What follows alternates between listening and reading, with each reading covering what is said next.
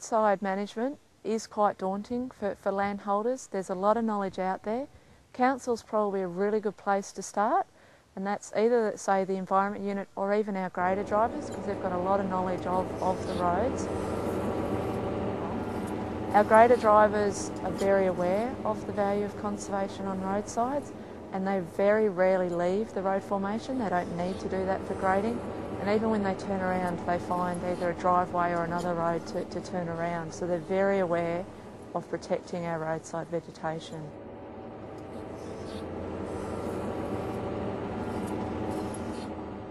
Okay, we're on a roadside that's recently been graded, and they've done a very good job of not going into the native vegetation. They've kept to the road. We do have an example on our left here where in previous years the grading soil has been left and built up. The practice now is to stay on the road and not go into the native vegetation.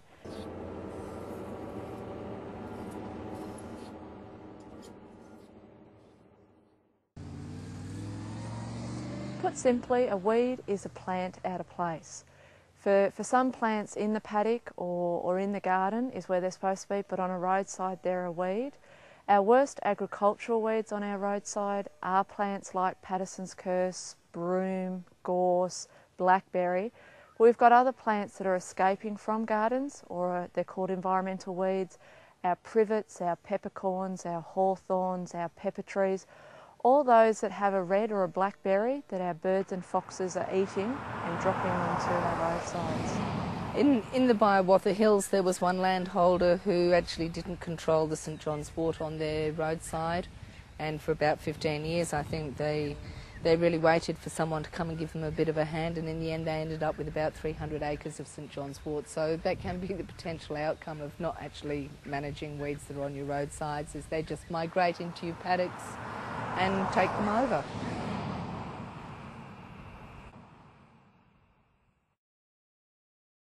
This roadside, Watsonia, is a great example of a bulb plant from a garden. You know, whether it was dumped here or fell off a vehicle, it's occurred on the edge of the track, and the grading activities has actually spread that weed. So that's an example of a plant that's escaped from a garden and is taking over a roadside. Watsonia is a great example where we're actually hand weeding so that we're not damaging the native vegetation. Well, this particular area that we're working in is what I would regard as a significant environmental site.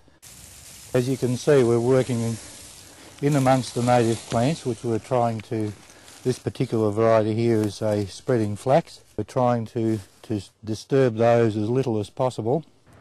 To limit the spread of weeds, it would be fantastic if all landholders, council workers and contractors notice what they're doing with their vehicles. A lot of our weeds are spread through vehicles.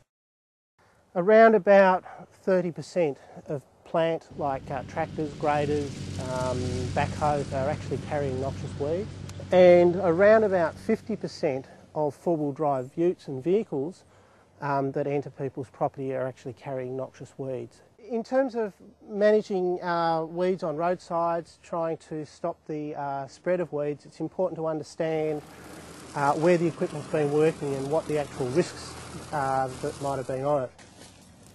But the thing to do is to make sure that you actually inspect a vehicle to make sure there's no contamination on it first, and if there is contamination, that's when you clean it. A good example of making sure that you inspect a vehicle, and it's often places like fire extinguishers and things like that we don't think of trap points of material, and here we can see that there's been sufficient moisture in here to actually cause this to germinate. There's some phalaris, there's some ryegrass, there's some paspalum, and depending on where this equipment's been working, it may have Chilean needlegrass or serrated tussock or Patterson's curse in there as well. And it might take 20 minutes to half an hour to clean this mower down thoroughly to almost as new condition. I'd estimate that there'd be at least 25 kilos of material on this slasher in terms of potentially for spreading weeds.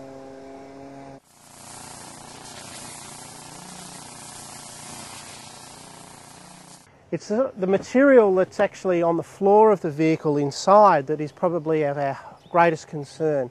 That's where we're finding up to 50% of our noxious weeds on our passenger vehicles. On average, every ute or four-wheel drive vehicle that we're cleaning, we get upwards of 1 kilo of material off it.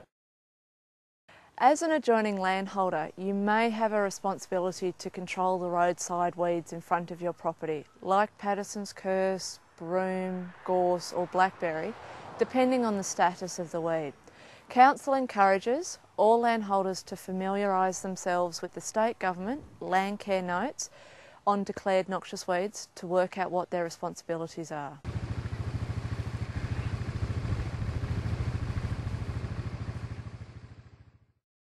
There are some species on our roadsides that are very hard to work out if they're a native or if they're an introduced plant.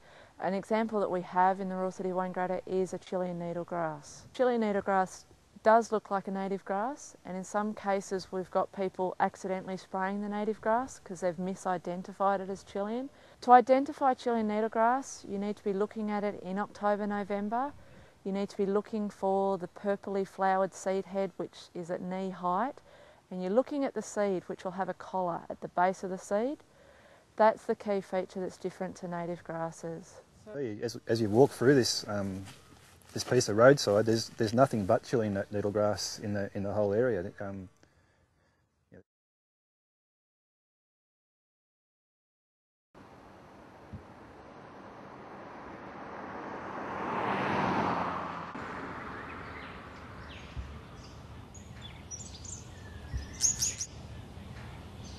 As an adjoining landholder, it's really good to know what you've got on your roadside, and birds are a really good indicator to help you know how healthy your roadside is. If you've got lots of small little ones fluttering around, it means you've got some really good understory.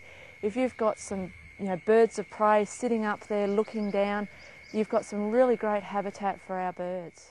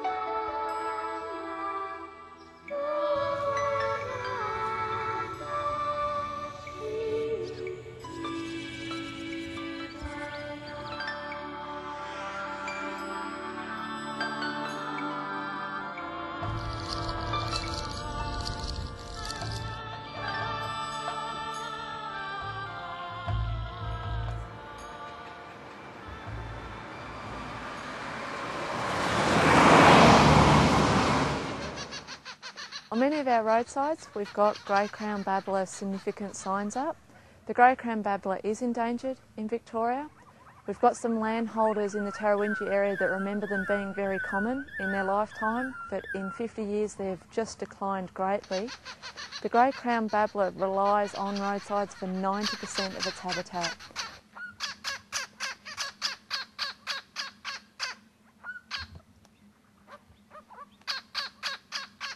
Grey crown babbler is a family bird, and if you've got them on your roadside, you're really special to have them.